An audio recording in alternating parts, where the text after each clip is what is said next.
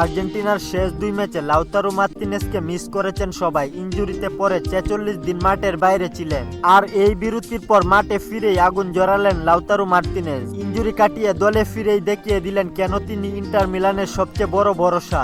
Italian সিরিয়ার ৩১তম রাউন্ডে রোমার বিপক্ষে মাঠে নামে ইন্টার মিলান। ম্যাচের একেবারে প্রথম মিনিটেই গোল। ডান প্রান্ত দিয়ে দারুণভাবে উঠে আসেন মার্কাস তুরাম, বক্সে ঢুকে নিখুঁত পাস আর দৌড়ে এসে জোরালো শটে জাল কাপান লাউতারো মার্তিনেজ। কামব্যাক ম্যাচে এমন গোল আকাশ ছোঁয়া আত্মবিশ্বাস লাউতারো মার্তিনেজের জন্য।